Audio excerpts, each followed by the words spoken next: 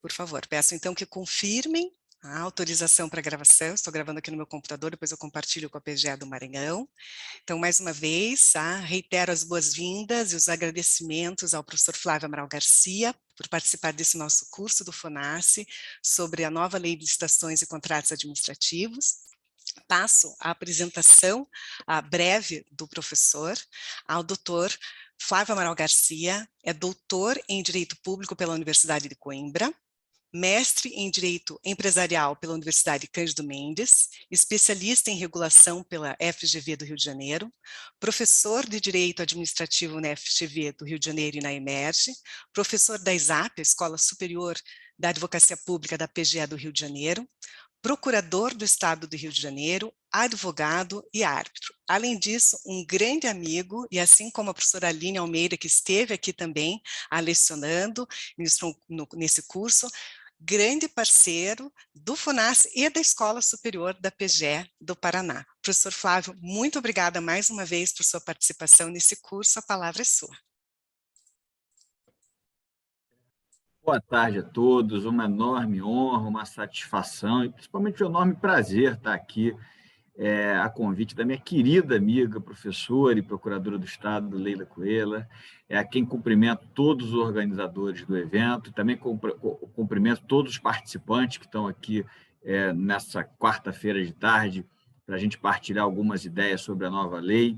Cumprimentar, claro, Leila, um convite do FONASSE não é um convite, uma missão, é uma obrigação, dada a importância que a gente sabe que esse tema tem para a advocacia pública e estamos todos aqui tentando aprender e absorver esses novos conceitos da nova lei. Então, fico muito, ao contrário, honrado pelo convite e ainda mais uma mesa que você está participando e coordenando, para mim, de fato, é um motivo de enorme satisfação.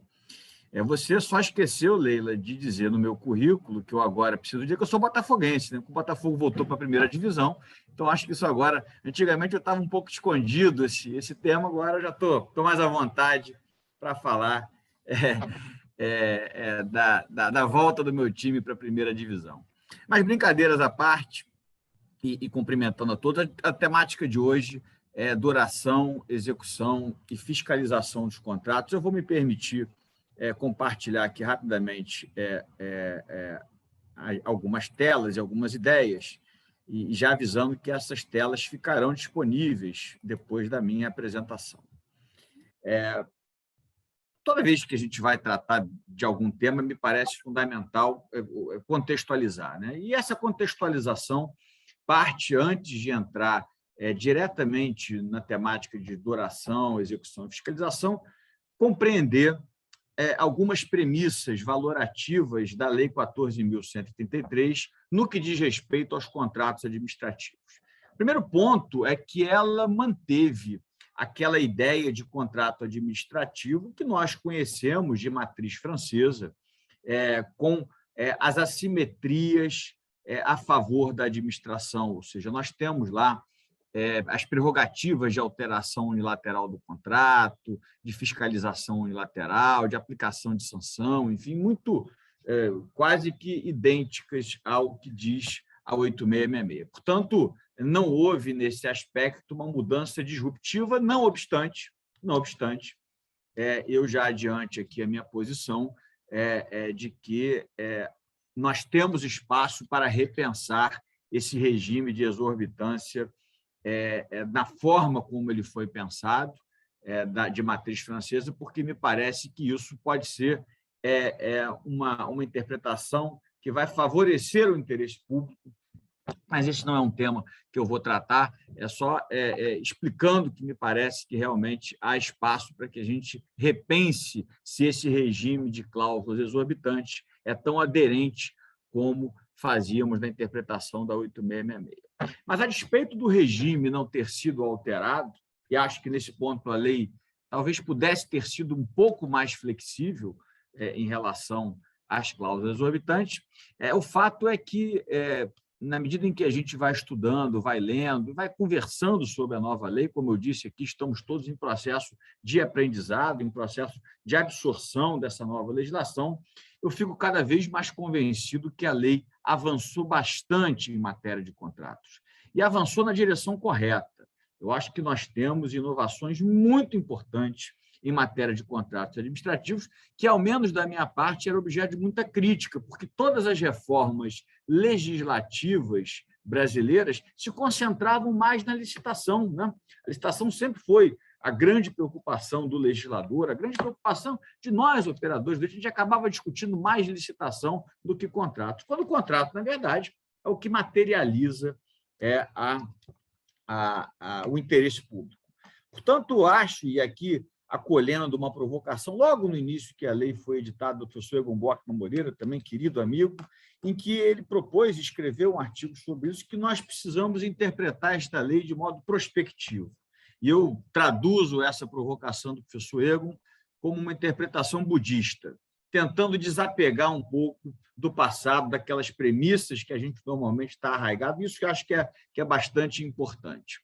E dentro dessa contextualização, também acho importante destacar que nós vamos ter claramente uma aproximação, e acredito que na aula de hoje isso vai ficar um pouco evidenciado, do direito administrativo dos negócios com o direito administrativo dos CLIPs, para me fazer valer de uma expressão que o professor Carlos Arisson de Feld muito bem definiu, né, que o direito da contratação pública ele era meio esquizofrênico. De um lado, ele tinha o direito administrativo dos negócios, em que a gente trata das concessões, das PPPs, os contratos de longo prazo, contratos de investimento, arbitragem, alocação de risco, enfim, temas sofisticados, e o direito administrativo dos CLIPs, que era do pregão, que era aquela contratação ordinária 8666, mais vocacionada para um tipo de formalismo e muito procedimental.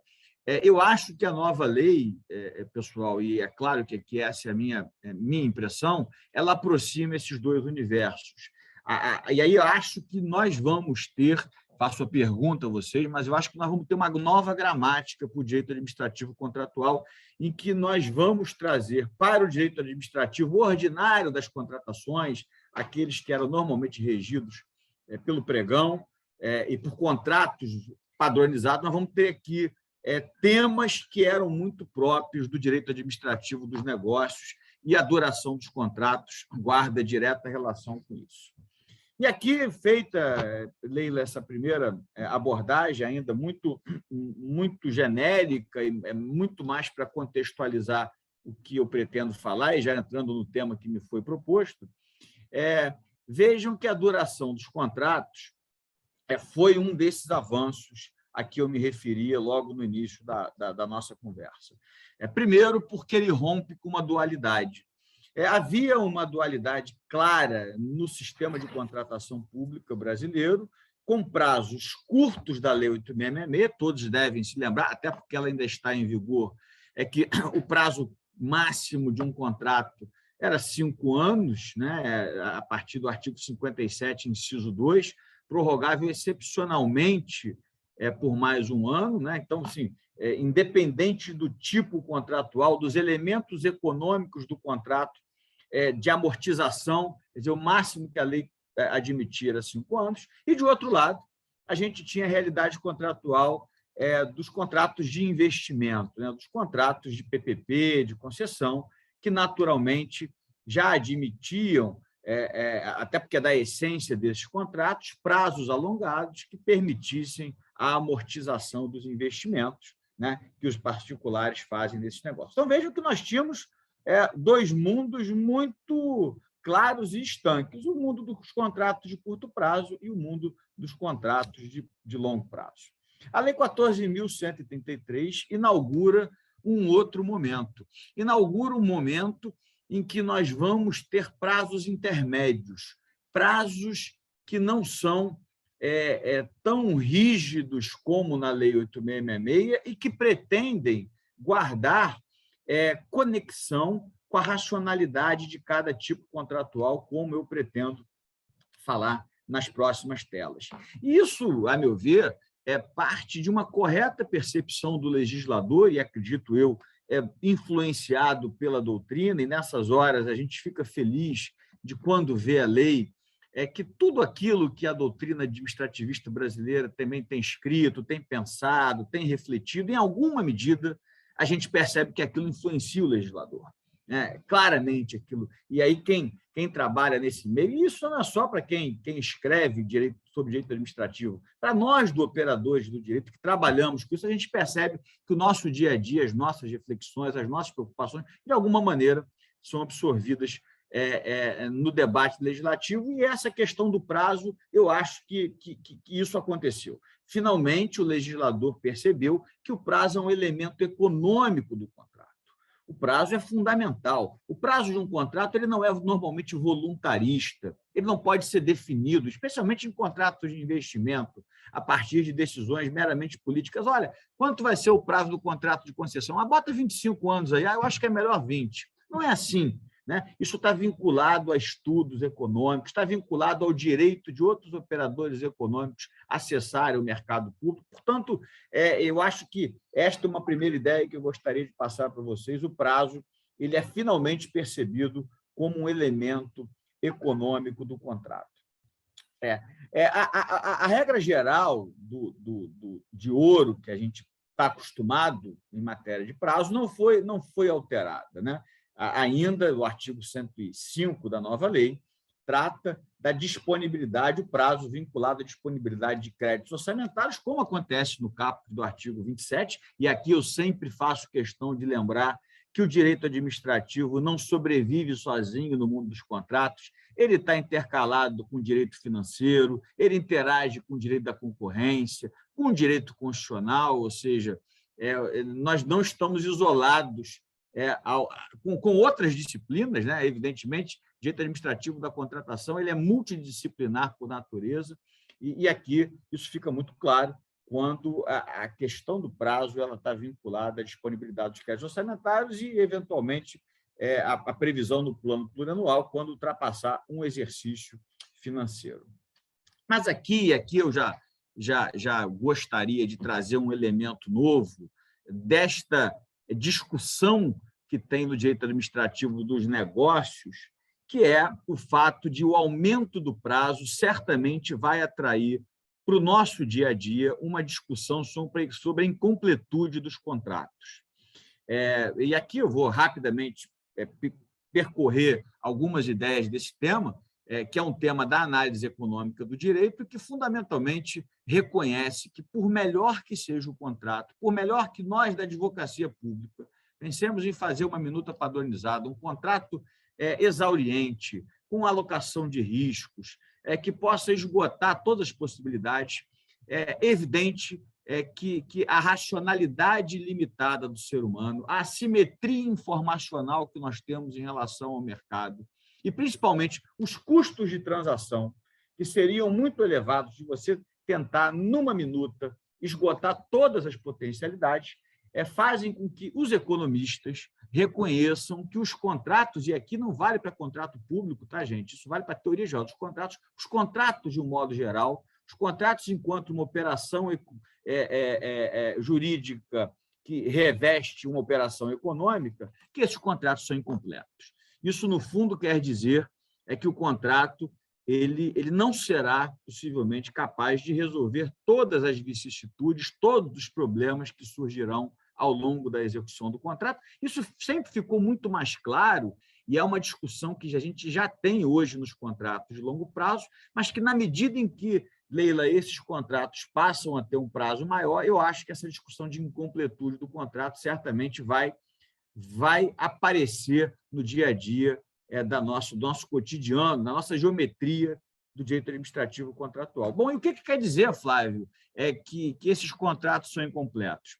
Quer dizer que eles têm lacunas que são muitas vezes deliberadas, ou seja, ainda que eu anteveja que vai ter um problema, eu acho que é melhor deixar aquele problema para a arbitragem, para a mediação, para a conciliação, e aí vejam que, junto com a ideia de incompletude dos contratos, a gente tem que tratar com muita seriedade da governação desses contratos. Porque os contratos, e o professor Egon Bockmann sempre diz isso, a única certeza que a gente tem é a mudança, desses contratos e que os conflitos virão, né? No nosso dia a dia, a gente percebe que os conflitos em matéria de contrato administrativo integram o nosso cotidiano, o nosso dia a dia. Portanto, pensar nos mecanismos de solução de controvérsias que não sejam mais aqueles mecanismos em que a gente delega a tutela para o judiciário, para um terceiro executar, ou seja, nós da administração pública precisamos retomar o protagonismo na solução das controvérsias, né? E aí nós temos a figura da mediação, da conciliação, do dispute board, da própria arbitragem, que acaba sendo um modo contencioso, mas um modo talvez importante aí para contratos de maior magnitude. Então, acredito que essa discussão da incompletude dos contratos, que já está muito bem colocada nos contratos de longo prazo, ela vai aparecer com maior intensidade, exatamente porque, na medida em que eu aumento o prazo de determinados contratos, é claro que você vai ter mais lacunas e é claro que você tem espaço para maiores controvérsias e maiores dificuldades na definição de aspectos substantivos e materiais do contrato administrativo. Então, na medida em que, repito, esse prazo aumenta, nós vamos ter que falar com mais seriedade de teoria dos contratos incompletos, que, repito, é uma teoria da análise econômica, mas com grande aplicação prática para o direito administrativo. Bom, fixadas essas ideias gerais sobre o tema de duração de contratos, eu vou tentar aqui agora partir para um dever de casa mais prático, mais operativo, para a gente ir enxergando tudo isso que eu falei no início, né? que os prazos mudaram.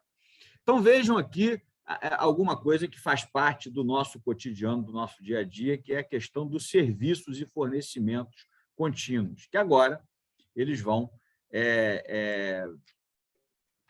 continuam podendo ir até 5 anos, né? Hoje já funciona assim, mas notem que ponto importante, com o artigo 107 admitindo a vigência máxima decenal.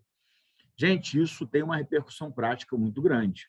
Você, em tese, pode ter o mesmo contratado para prestação de serviços e fornecimentos contínuos, ou seja, aquelas operações materiais que são necessárias, limpeza, vigilância, enfim, as atividades administrativas que mantêm a máquina administrativa funcionando. Pela nova lei, você tem até 10 anos, em tese, do mesmo contratado. É claro que isto não é livre, isto está condicionado, né? A, por exemplo, o artigo 106, inciso 1 e o inciso 2 determinam a atestação da maior vantagem, e também nisso não há maior novidade, porque a gente sabe que toda vez que vai prorrogar um contrato de serviços contínuos, a discussão de vantajosidade, ela sempre se coloca, você precisa justificar por que aquela contratação ainda é mais vantajosa, isso está mantido. Como tem uma novidade que aí eu não gostei, que é esse inciso 3º, que diz que a administração tem a opção de extinguir o contrato sem ônus quando não dispuser de créditos orçamentários para a sua continuidade, ou quando entender que o contrato não lhe oferece mais vantagem. Acho, muito francamente, que é uma assimetria desnecessária a favor da administração. É uma cláusula resolutória expressa, né? Cláusula resolutória, uma ideia de resolução do contrato que dá à administração uma certa prerrogativa de poder extinguir o contrato toda vez que não tiver crédito ou toda vez que ela, administração pública, entender que não é mais vantajoso. Por que eu acho isso ruim? Porque do lado de lá alguém vai ler isso e vai precificar. Bom, a qualquer momento eu posso ter o meu contrato extinto. Então, assim, não me parece que essa simetria seja bem do serviço público. É evidente que o parágrafo 1º, em alguma medida, minora isso, porque ele diz que essa extinção ela só vai ocorrer na data do próximo aniversário do contrato e não vai ocorrer em prazo inferior a 2 meses. Então, quer dizer, algum grau de previsibilidade o particular contratado vai ter. Mas, assim, é uma norma que eu não gostei, porque ela gera este tipo de assimetria que, num primeiro momento, parece favorecer o interesse público, mas, no final do dia, eu acho que ela produz o efeito contrário. Tá? Então, 5 anos, quer dizer, notem que aqui eu já poderei dimensionar, como hoje acontece, né? Eu fazer uma licitação para a contratação de um serviço contínuo por 5 anos, eu não preciso fazer ano a ano, né? Então, o dimensionamento já pode ser de 5 anos. E aqui o artigo 107, que vai autorizar a vigência máxima decenal, claro, desde que mantidos os preços vantajosos, permitida a previsão a obrigatoriedade da previsão do edital e ainda permitida a negociação com o contratado, que é alguma coisa também que já acontece no cotidiano, né? Durante a negociação da prorrogação, a administração pública tentar maximizar as vantagens e o próprio preço. Então, pessoal, assim, se esse modelo prosperar, e claro que isso vai ser muito casuístico, uma primeira conclusão que a gente pode ter é que nós vamos ter menos licitação. Nós vamos ter que fazer menos licitação, mas vamos ter que preocupar muito com a gestão do contrato, porque eu vou ter um contrato, o mesmo contratado, e vou ter que fazer a gestão dele por 10 anos, a mostrar que há um deslocamento daquela preocupação com a licitação, com a preocupação de gestão de contrato, que é um tema absolutamente fundamental.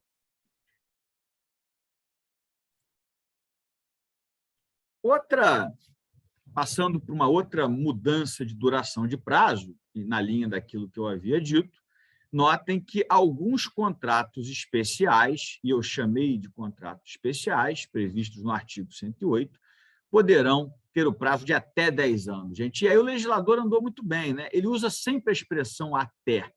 Por que a expressão que é até 10 anos? Porque não cabe ao legislador fixar prazo de contrato. O que a lei deve fazer é fixar prazos mínimos e máximos, mas prazo é matéria de cada contrato. Cada contrato é que tem que definir qual é o prazo, e aqui o que a lei estabeleceu foi um standard máximo, um padrão máximo de 10 anos.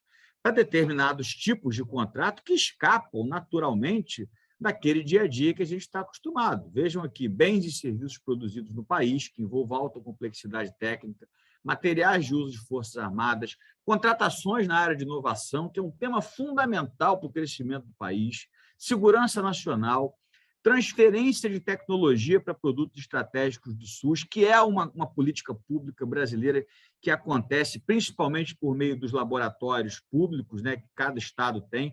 Existe uma política chamada Complexo Industrial da Saúde, na qual o Ministério da Saúde garante a compra de determinados medicamentos, desde que as empresas privadas transfiram a tecnologia para os laboratórios públicos, para a Fiocruz, para o laboratório de Pernambuco, para o laboratório da Bahia, para o laboratório das Forças Armadas, ou seja, para que esses laboratórios possam absorver esta tecnologia das empresas privadas.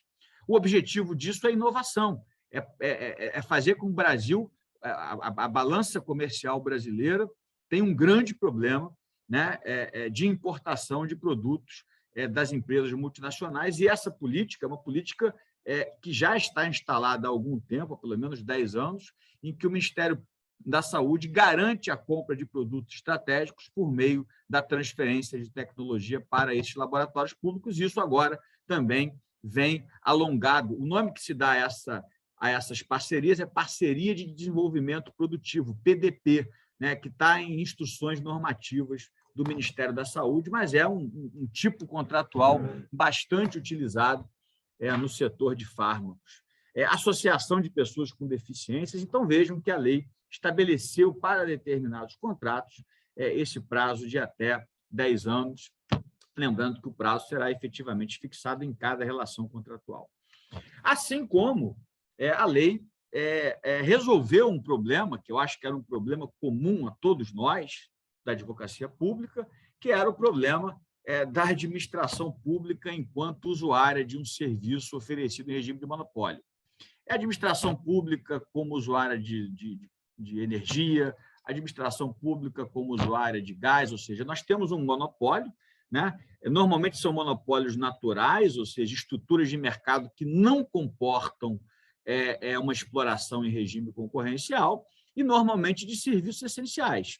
Quer dizer, então, como é que você vai imaginar que a administração pública pode estabelecer uma relação contratual que não seja por prazo indeterminado. A Procuradoria-Geral do Estado do Rio de Janeiro já tinha um enunciado, Leila, tratando desse tema, dizendo que, na verdade, aqui é uma lógica inversa, né? Porque você é aderente a um regime em que o concessionário de serviço público ele acaba tendo o monopólio, e muitas vezes, e aqui eu já abro para dois problemas que talvez ainda apareçam no nosso cotidiano, é que muitas vezes esses concessionários, esses monopolistas, eles apresentam uma minuta de contrato que é a administração pública que tem que aderir, e aí você inverte a lógica, né? Normalmente é o particular que adere à nossa minuta. Então, pelo menos na Procuradoria-Geral do Estado, a gente sempre tinha discussões em relação a determinadas cláusulas daquele contrato de adesão, em que, por alguma razão, ou contrariava o entendimento da PGE ou gerava algum tipo de restrição administrativa. E outro problema que aparece sempre é quando essa eventual concessionária de serviço público não tiver um documento de habilitação, ela estiver lá devendo uma certidão. Esses problemas eles sempre aparecem, mas, na verdade, não há muito espaço aqui negocial, porque é uma relação, repito, em que você tem um agente monopolista, em que não há possibilidade de concorrência. Então, acho que andou bem o legislador. A gente sabe que o prazo indeterminado não é a realidade nos contratos administrativos, seja pela questão orçamentária, seja pela questão de renovação dos operadores econômicos, mas esse é uma típica situação em que realmente o Estado, assim como qualquer usuário, fica, talvez não seja a melhor expressão, mas refém daquele único agente econômico. Vejam que outra mudança dos prazos consiste nos contratos que gerem receita e nos contratos de eficiência, que gerem economia para a administração. Aqui, gente, contrato que gere receita, eu leio contrato de permissão de uso, de concessão de uso. É um hospital que está fazendo a concessão de uso de uma cantina, de uma permissão de uso. É o Estado fazendo a concessão de uso de um bem público, né? É evidente que aqui são contratos em que o Estado não desembolsa, o Estado recebe um valor pela outorga que aquele particular tem de explorar em caráter privativo um determinado bem público. Então, aqui, acho que esses contratos eles alcançam fundamentalmente as permissões e concessões de uso, e o contrato de eficiência, que é uma novidade interessantíssima, não tanta novidade, porque o RDC já tratava do contrato de eficiência, a lei das estatais trata do contrato de eficiência, mas ainda não foi amplamente difundido. Mas é um contrato importantíssimo para a gente começar a estudar, a pensar e modelar, porque ele é um contrato de performance e que busca diminuir a despesa corrente do Estado. Então, por exemplo, um campo em que ele ganha muita utilidade é o contrato de eficiência energética. Eu acho que será uma tendência de você celebrar um contrato de eficiência energética em que o particular contratado ele vai ser remunerado na exata medida que ele gerar economia da despesa corrente do ente público. Então, claro que esse tipo de contrato, seja de receita, seja de eficiência, ele não pode estar preso àquela lógica de 5 anos, 4 anos. Ele tem uma lógica econômica diferente. E por isso que eu gosto dessa parte da lei, porque a lei respeita a lógica econômica. O contrato não é uma operação jurídica isolada no mundo. O contrato é uma operação jurídica que reveste uma operação econômica, e o legislador reconheceu isso, dizendo que esse contrato pode ir até 10 anos nos contratos sem investimentos e até 35 anos nos contratos com investimentos, e aqui fazendo vinculação a um tipo de benfeitoria. Outra mudança de prazo, e aqui me parece incorporando a jurisprudência do Tribunal de Contas da União, incorporando a doutrina administrativista brasileira, no sentido de que, quando o contrato for por escopo, o prazo de vigência ele é automaticamente prorrogado quando você não concluir o objeto no período firmado no contrato. Não sei, Leila, aí no Paraná, os outros colegas de outros estados, mas na Procuradoria, a gente tinha uma dezena de pareceres dizendo o seguinte: olha, numa obra pública, quando o prazo acaba, não necessariamente a obra o contrato de empreitada acaba. Por quê? Porque o contrato de empreitada é um contrato por escopo, ou seja, ele só acaba quando você entrega o resultado, quando você entrega o objeto. Isso era muito comum, principalmente em obra, né? Você tinha lá um prazo específico, o prazo acabava, ao contrário dos serviços contínuos, em que o prazo é extintivo da relação jurídica, nos contratos por escopo, o prazo não é extintivo. E a jurisprudência do Tribunal de Contas da União já estava consolidada nessa linha, e a lei reconhece, dizendo que realmente, quando o contrato por escopo, o prazo ele vai ser automaticamente prorrogado, né? Tanto que a gente já trabalhava com dois tipos de prazo em obra pública, né? Prazo de vigência e prazo de execução, né? Normalmente com prazo de execução menor do que o prazo de vigência, mas mesmo assim isso acabava acontecendo na prática. Então, o próprio legislador instalou uma possibilidade de prorrogação automática, fruto, né, toda vez que você estiver diante de um contrato por escopo. Mas, quando isto decorrer de culpa do contratado, e notem que o parágrafo único ele trata especificamente dessa situação, e também, pelo menos na Procuradoria-Geral do Estado, era essa a nossa posição, o contratado vai ser constituído em mora, aplicáveis a eles as respectivas sanções. Ou seja, o contrato não terminou, não foi porque a obra ganhou complexidade, foi porque o contratado não foi eficiente. E aí, claro, você prorroga o prazo, mas a administração tem o dever de apurar eventuais infrações administrativas. E a administração pode optar pela extinção do contrato, nesse caso, adotar as medidas admitidas em lei para a continuidade da execução contratual, talvez, por exemplo, chamando o segundo colocado, enfim, aquelas situações tradicionais que a gente conhece. Agora, de novo, eu botei ali entre parênteses, lei lá, assimétrico, porque a gente nota, de novo, que o legislador está sempre se preocupando com a mora, a culpa do contratado. Muitas vezes a culpa é da administração, né? Por exemplo, atrasos no pagamento em relação aos contratos administrativos. Então, esse tipo de assimetria é que a gente tem que tomar cuidado na interpretação, porque ele, repito, ele pode parecer favorável ao interesse público, mas a gente precisa ser tão criterioso e cuidadoso com a falha do contratado, como a gente tem que fazer também com a falha da administração. A administração pública também é parte do contrato, tem deveres de boa-fé e, às vezes, em algumas situações, é ela quem dá causa a esse tipo de inviabilidade do contrato se extinguir e ser resolvido dentro do prazo fixado. Vejam que um outro artigo importante é o 113, que trata desse novo regime de execução de obras, né, que é o fornecimento e prestação de serviço associado, que também incorpora uma lógica econômica de transferir para quem constrói a operação. Porque um dos problemas que a gente acaba tendo muitas vezes em obra pública é que o particular, a gente faz o projeto básico, o projeto executivo, o particular executa aquilo, mas como ele não vai operar aquele equipamento, ele tende muitas vezes a utilizar insumos de baixa qualidade, tentar reduzir o custo da própria obra, né, para maximizar os lucros. Se ele mesmo vai operar e fazer a manutenção daquele equipamento, ele tem um incentivo natural para fazer a melhor obra possível. Essa é um pouco a lógica econômica que está por trás disso, e esse contrato ele passa a ter também um prazo limitado a 5 anos, podendo ir até 10 anos, já que faz referência ao artigo 107.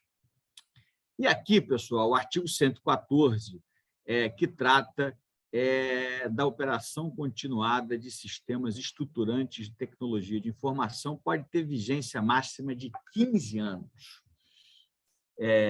Também um contrato especial. E aqui eu queria chamar a atenção de vocês, que eu acho que esse talvez seja o maior desafio em termos de contratação pública ordinária daqui para frente, contratação de TI.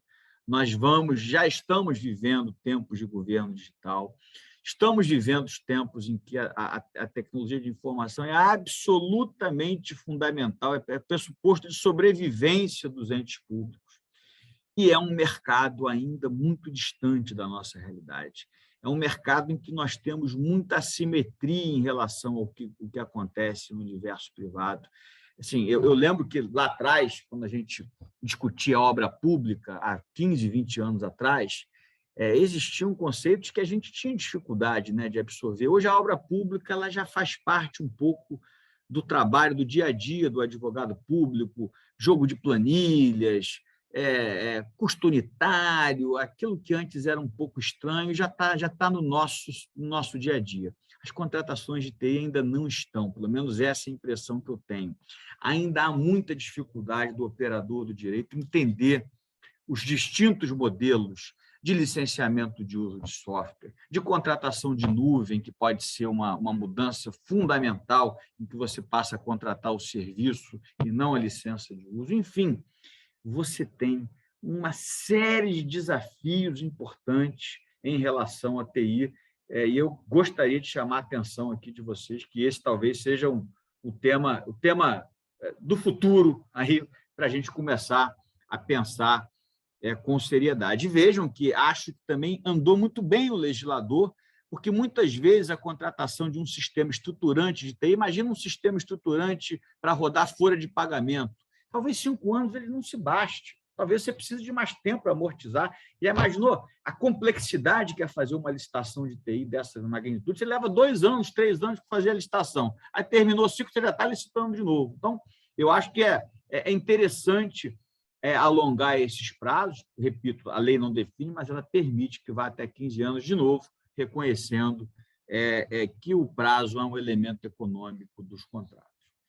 Então, esses, meus amigos, em relação à duração, eram as minhas colocações que eu gostaria de compartilhar com vocês. A Leila me disse que a turma é animada, que o pessoal gosta, que a gente pode ir até às 7 da noite. Eu preparei, Leila, uma conversa aqui até às 7, 8. Pode ser? Posso prosseguir? Combinado. Não vou fazer essa maldade, não, gente. Tá? Faltam mais umas 3, 4 telas aí, a gente encerra para poder, eventualmente, ouvir as perguntas e, eventualmente, ter algum debate em relação aos temas que são angustiantes para vocês e para todos nós, né? A gente está tomando contato com eles aqui. Eu sempre falo que essas aulas, conversas que a gente tem sobre a lei são primeiras impressões, né? Não tem ninguém ainda com verdades absolutas. Aliás, no direito, quem tem verdade absoluta está mal parado, né? Porque a gente está sempre com mais dúvida do que propriamente respostas. Bom, fiscalização unilateral. A fiscalização, a gente sabe, sempre foi considerada uma cláusula exorbitante, está prevista lá no artigo 104, inciso 3º, e isto não mudou, né? É uma atividade fundamental, né? Que também houve uma enorme curva de aprendizado, e aqui, em relação ao 8666, também um avanço. A Lei 8666 ela era muito tímida em relação à temática da fiscalização. Fiscalização e gestão do contrato foi um tema que foi ganhando importância nos últimos anos, muito também por conta de instruções normativas federais, por finalmente a gente ter percebido como é fundamental a fiscalização de um contrato administrativo, né, para você poder examinar se efetivamente os parâmetros de eficiência, os padrões que foram fixados no contrato estão sendo cumpridos. Então, esta ideia da fiscalização como cláusula exorbitante, ela permanece. E sempre voltada para a execução do contrato. O que o fiscal, ao fim e ao cabo, deve conferir, deve checar, se o contrato está sendo executado na forma como ele foi licitado. E, para isso, você precisa ter a designação formal de um fiscal, né? E aqui, assim, eu sou absolutamente favorável a que a administração pública promova cada vez mais treinamentos e capacitações e, principalmente, incentivos remuneratórios, porque trabalhar com contratação pública, virar pregoeiro, virar agente da contratação, virar fiscal do contrato, tem um custo pessoal muito grande, um custo pessoal de conhecimento, um conhecimento que nem sempre, nunca é só jurídico, um risco hoje para quem assume essas funções, evidente, né, por conta dos órgãos de controle, o que, infelizmente, faz com que a gente acaba sendo uma realidade, né, aquela como meu querido mestre e irmão Marcos Vilela Souto dizia, é que no serviço público dorme tranquilo quem indefere, né? Se você indefere, se você diz não, você não vai ser punido, mas muitas vezes dizer não está errado, né? Você precisa construir uma solução e então é fundamental que a gente tenha a ideia de fiscais e de agentes da contratação muito preparados, né? Um ponto que eu queria destacar é que fiscalizar não é uma premissa, uma postura passiva e burocrática. Eu vejo fiscalização como um viés de ativismo e de dinâmica.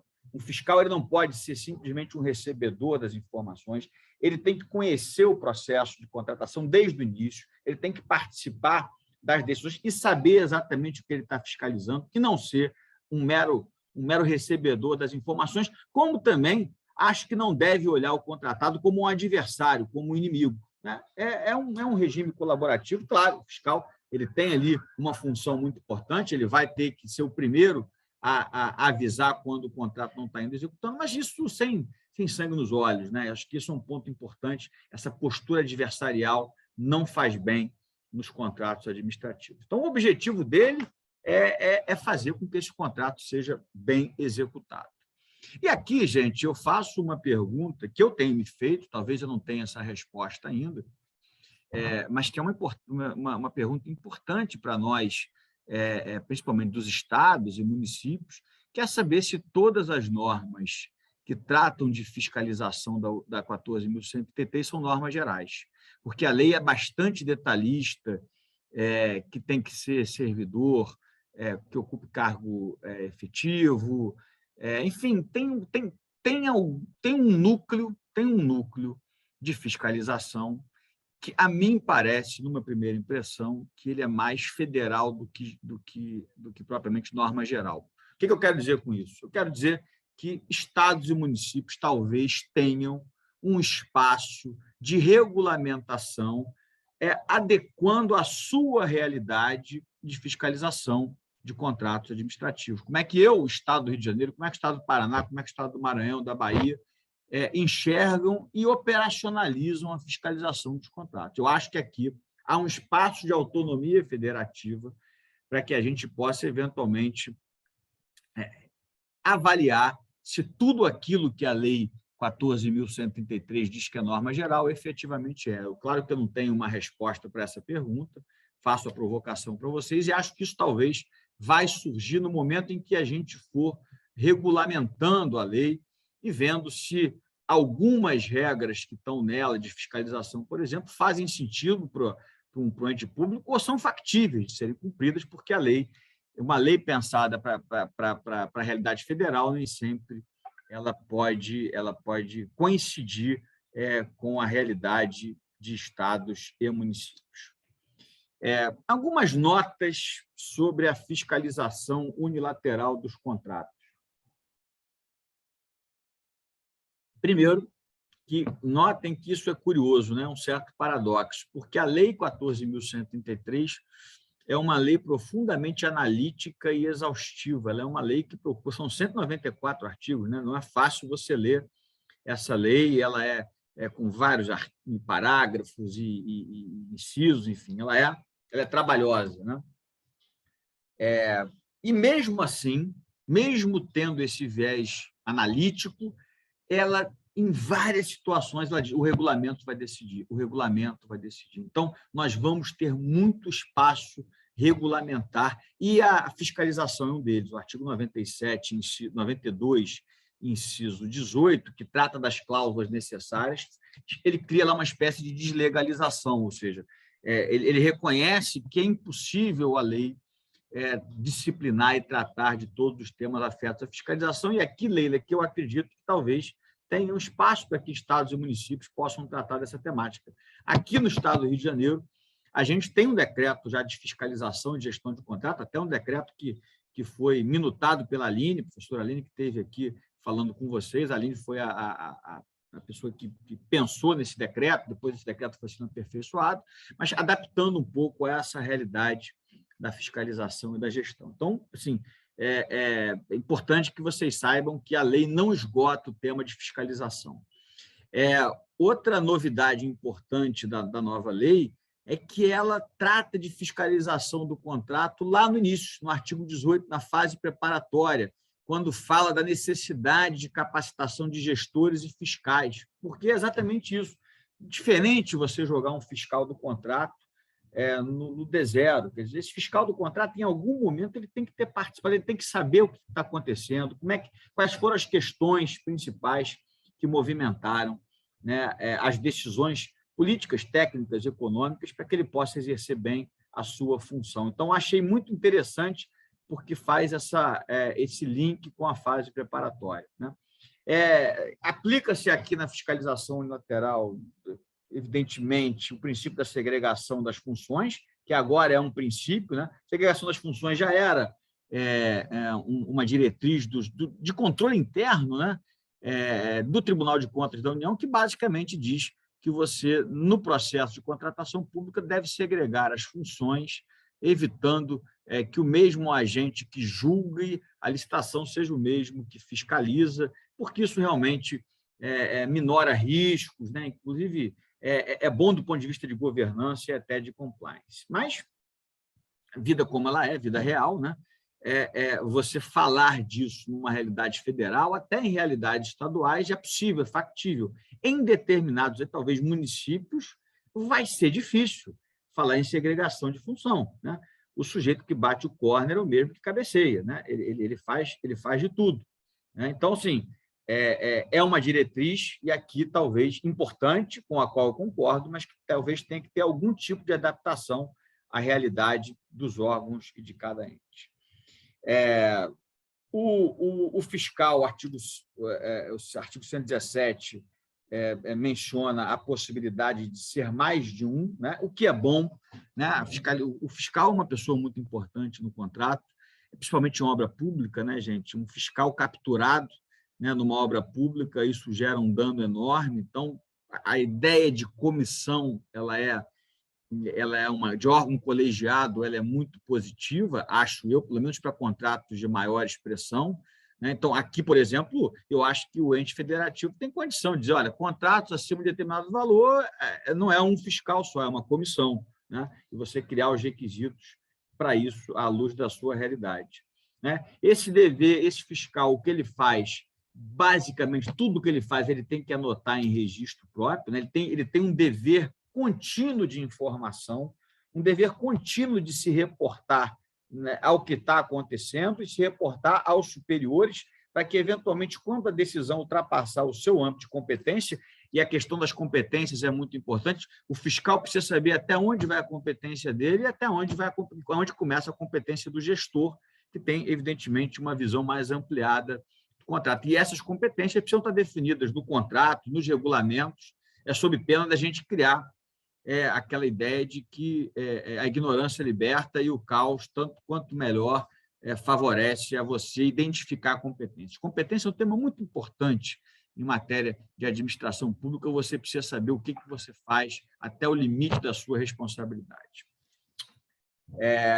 Também a lei reconhece a possibilidade, que já era uma prática, né, de contratação de terceiros para auxiliar a administração na fiscalização de contratos. Por exemplo, o contrato de gerenciamento de obras é um contrato em que a administração pública, precisa de um terceiro para auxiliá-la na fiscalização, na gestão do contrato, porque ela não tem no seu corpo técnico gente capacitada para fiscalizar uma obra de grande porte. Dou o exemplo da Procuradoria-Geral do Estado. A gente está fazendo agora uma obra pública grande do Convento do Carmo ali, que, aliás, é uma obra histórica que vai ficar belíssima, com toda a história do Convento do Carmo ali na Praça 15. A gente está restaurando o prédio e a gente fez assim, fizemos uma licitação de projeto, uma licitação para execução e uma licitação para contratar um gerenciador que nos apoia na fiscalização. E sem esse gerenciador, ia ser muito difícil fiscalizar uma obra desse porte, porque ele vai municiando, ele vai ajudando, vai municiando o fiscal com informações, né, importantes. Claro que aí a lei atribui responsabilidade civil objetiva, né, para essas sociedades empresárias, né, que ficam comprometidas a informar de modo correto e ainda confidencial. Ela pode ser obrigada a assinar um termo de confidencialidade a fim de não expor a administração pública em determinados aspectos. Então, ela faz uma espécie de fiscalização formal, porque ela coleta dados, e claro que o exercício da prerrogativa acaba sendo do administrador público, né, se vai aplicar a sanção, a decisão, naquilo que se chama de fiscalização substancial, que é a avaliação e a própria decisão da medida, ela passa a ser, evidentemente, um núcleo de competências do ente público, do fiscal, a partir, muitas vezes, dos dados que são fornecidos por esse terceiro que foi contratado. E aqui não há nenhuma terceirização ilegal, nenhuma terceirização ilícita. Nas PPPs, isso acontece com muita frequência. O nome que se dá dessas empresas que fazem a fiscalização da medição de resultados é verificador independente. Você contrata um verificador independente, o que, claro, sempre preocupa nisso, e o Tribunal de Contas da União tem muita preocupação, eventualmente, quando a gerenciadora é capturada pela contratada, né? E aí esse é um risco de captura que a administração pública tem que ficar muito atenta e tem que, tanto quanto possível, blindar para que isso não aconteça, porque se a gerenciadora é capturada, toda a fiscalização do contrato ela pode ser colocada em risco, né? E, para terminar, Leila, aqui no nosso prazo aí de 1 hora, 5 horas, eu vou falar do último apontamento sobre a execução dos contratos que me chamou a atenção e que acho importante, nesse ponto, trazendo um avanço, que é o dever de decidir. Eu acho esse dispositivo muito importante, está aqui no artigo 123, eu vou me permitir ler. Seguinte, a administração terá o dever de explicitamente emitir decisão sobre todas as solicitações e reclamações relacionadas à execução dos contratos regidos por essa lei, ressalvados requerimentos manifestamente impertinentes, meramente protelatórios ou de nenhum interesse para a boa execução do contrato. Parágrafo único, salvo disposição legal ou contratual que estabeleça prazo específico, concluída a instrução do requerimento, a administração tem 1 mês para decidir, prorrogado por mais 1 mês. Gente, por que isso é importante? Porque o que pior pode acontecer para quem se relaciona com a administração pública é a omissão administrativa. São aquelas decisões protelatórias, é você evitar decidir, o processo ficar 2 anos num determinado setor sem andar, né? E aqui você tem uma sinalização positiva do legislador de alguma coisa que já existia, está na Lei de Processo Administrativo. O dever de decidir não é novo no direito administrativo brasileiro. Mas por que eu acho importante trazer isso para o setor, né, da contratação? Porque muitas vezes as pessoas esquecem, né? O operador do direito, quem trabalha com direito administrativo, normalmente vai lá e faz a interpretação sistemática, busca da Lei de Processo Administrativo. Mas quem trabalha com o dia a dia da contratação nem sempre é operador do direito, não vai ter, eu tenho que buscar lá na lei, eu estou obrigado a esse dever de decidir. Então, tem um caráter pedagógico muito bom, um caráter pedagógico muito bom para quem trabalha com contratação pública saber que você não pode ficar indefinidamente postergando, deixando para depois decisões administrativas. Agora, notem que existirá uma certa avaliação apreciativa, subjetiva, se o requerimento é impertinente, protelatório ou de nenhum interesse. Quer dizer, o que é isso, né? Você vai ter que...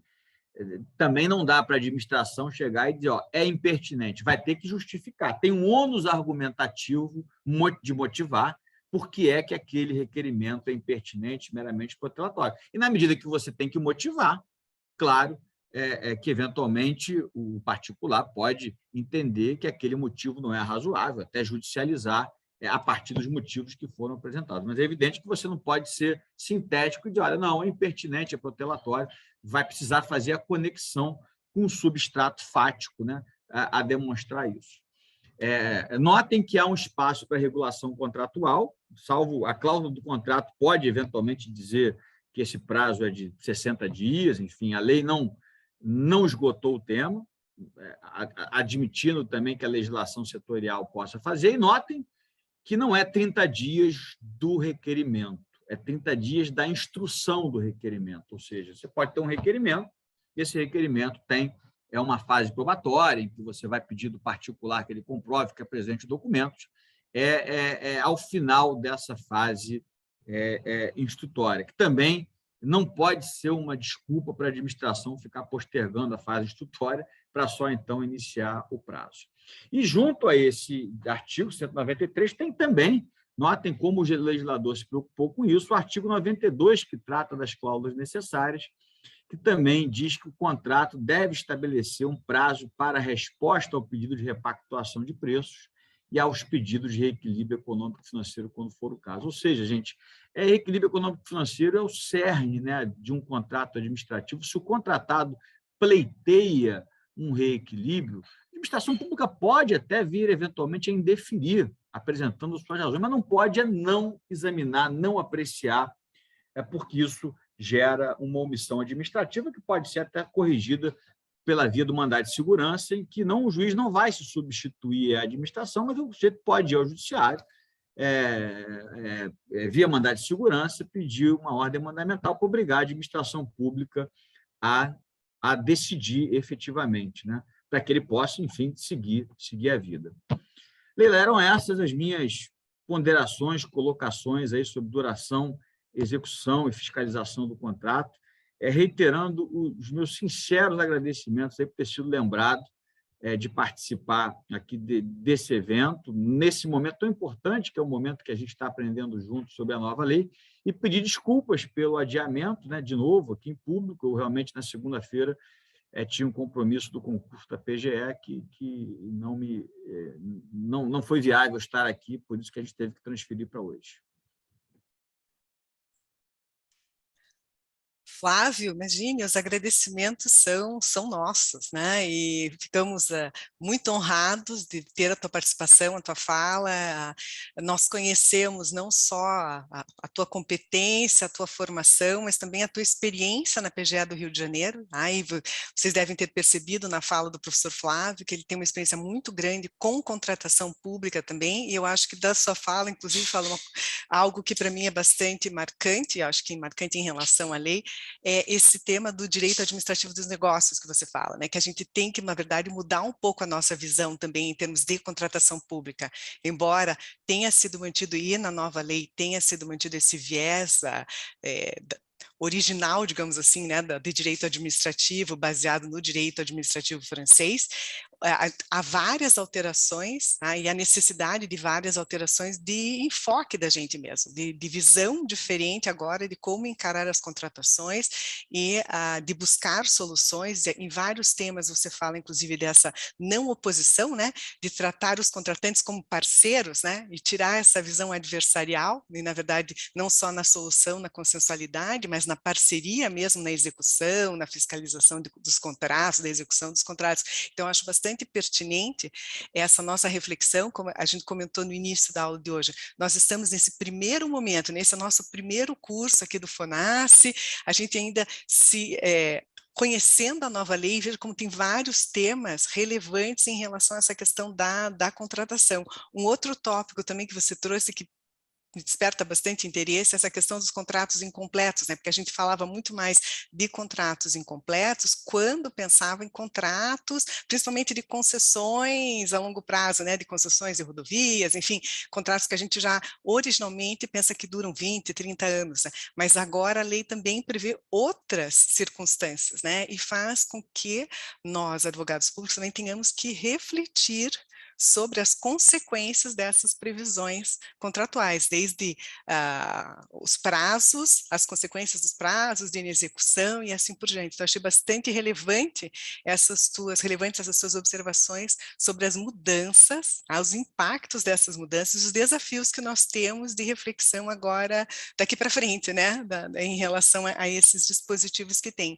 E outra questão que eu acho que também vai vinculada com o direito administrativo de negócios e análise econômica do direito, essa questão da simetria, né? A simetria de informações, a simetria de dados, enfim, que a gente não pode deixar de ter em mente. assim como todo esse planejamento, é uma coisa que também a professora Aline falou muito para a gente, o planejamento, análise de risco, então são temas interligados na nova lei, que acabam acarretando uma mudança de postura por parte da gente, desde o primeiro momento, desde o momento de licitação e aqui também no momento do próprio contrato, né?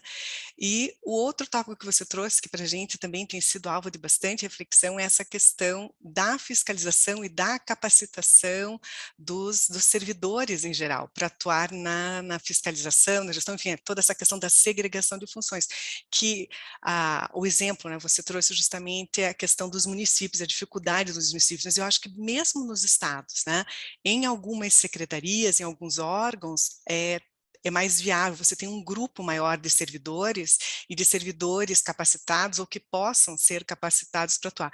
Mas a realidade, eu acho que na maioria dos estados não é essa também, né? Então, a gente tem muita dificuldade, já tinha, né? Já tem até hoje com a 8666, mas agora ainda mais, e se faz ainda mais necessária essa, na verdade, um contingente maior de servidores e uma capacitação desses servidores. Então, você acha que são desafios que a gente vai ter, né, em relação à nova lei, e um desafio muito grande, você apontou uma coisa que para a gente aqui no estado do Paraná é uma grande questão também, é a questão de TI, né?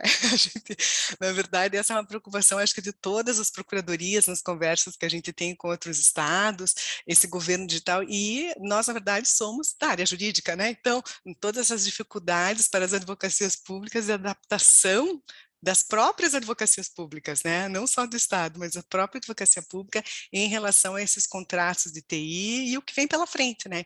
Então, eu queria agradecer, né? Agradecer todas essas ponderações que realmente são muito relevantes, são reflexões importantes que nós devemos fazer. Eu percebo, eu acho que não tem nenhuma indagação aqui no chat, deixa eu ver, acho que não. Então, deixar um minutinho se alguém quiser fazer ainda uma indagação para o professor Flávio. Se não, Flávio, eu até te devolveria a palavra, se você quiser, né, fazer algumas considerações finais, ou de esclarecimento, ou de provocação, por favor, fique à vontade. Leila, poxa, muito obrigado de novo pelo convite. Como eu falei, Fonarte não é convite, é intimação. E a gente tem aí uma expectativa positiva em relação à lei. Eu costumo dizer que não é a lei dos meus sonhos, mas é uma lei que melhora muito o nosso sistema normativo. A gente tem inúmeros avanços e a bola está um pouco do nosso lado da quadra. Isso é uma construção coletiva, né? Não existe bala de prata, é uma construção coletiva que a gente vai pensando, vai escrevendo junto, vai inovando aqui, vai trocando experiências, as boas práticas são muito importantes. E eu deposito, Leila, muita fé, muito otimismo no Portal Nacional de Contratação, que eu acho que pode ser disruptivo você ter ali um portal, talvez, pelo menos como eu pense nele em tese, um portal em que você concentre as informações de todos os entes federativos, os modelos, enfim. Eu acho que a gente vai ter um ganho muito grande nessa troca de boas práticas, de cruzamento de dados. Agora, para isso, é evidente que nós precisamos entrar. Contratação pública, Leila, de acordo com a nova lei, ela tem que entrar no século XXI. E aí, quando a gente fala em entrar em século XXI, é Big Data, é inteligência artificial, é marketplace, entendeu? Eu acho que esse é o futuro, né? Por isso que eu falo muito de TI nesse momento, porque não faz sentido a gente ficar olhando a temática de contrato, a temática de licitação, para a realidade do século XX. O mundo está mudando a cada dia. Assim, eu aqui sofro para tocar minha vida no dia a dia de tecnologia, eu preciso de cuidador tecnológico, são minhas filhas que me ajudam aqui. Como é que eu faço isso? Assim, é evidente que a gente está num momento de transformação muito grande, né? E eu acho que as contratações públicas, não adianta ter um pregão eletrônico, né? Ele é eletrônico, mas a forma de pensar é analógica, não dá. A gente vai ter que partir para uma forma digital de pensar, marketplace, cruzamento de informações e, principalmente, a ideia, né, de inteligência artificial, coisa que os órgãos de controle já fazem. O TCU tem lá um robô chamado Alice, o TCE tem um outro robô aqui, que eu agora esqueci o nome, que faz aí em minutos o que auditores demorariam dias para fazer em termos de identificar cláusulas com potenciais efeitos anticompetitivos, enfim, você tem cruzamento de dados, cruzamento dos sócios, enfim, tem um inúmero, mas uma infinidade de potencialidades que a gente pode ter nas contratações públicas se a gente entrar nessa era. Mas para a gente entrar nessa era, a gente não pode raciocinar do modo analógico, a gente tem que começar a raciocinar a partir dessas novas premissas e olhar principalmente a lei a partir do que ela é, uma nova lei. E aí, por isso que eu brinco, a partir da provocação do meu querido amigo Egon Bock, meu professor e referência, que ele escreveu um artigo dizendo vamos fazer uma interpretação prospectiva da nova lei, e eu acrescento que essa interpretação tem que ser uma interpretação budista de desapego, tentar olhar ela a partir dos parâmetros do direito administrativo do século XXI, que são completamente diferentes. Caro Flávio, muitíssimo obrigada por compartilhar os ensinamentos e, especialmente, as reflexões e provocações, né, para todos nós, foram bastante relevantes nessa tarde. Eu, antes de encerrar, né, essa nossa sessão de hoje, eu queria só reiterar o convite a todos para a nossa próxima aula, que será na próxima segunda-feira, dia 29/11, sobre rescisão e anulação dos contratos com o Dr. Evandro Pires de Lemos Júnior, no mesmo horário, às 16 horas. Tá? Então, reitero aqui o agradecimento a todos pela participação, pela compreensão com o adiamento da aula. Agradeço imensamente, Flávio, por essa aula, por tua disposição, por ter encaixado a gente nessa agenda, nessa semana bastante tumultuada. Parabéns e gratidão por essa aula mesmo. Uma ótima tarde, um ótimo restante de semana para todos. Obrigado, Leila. Boa semana, pessoal. Obrigado. Igualmente, obrigada.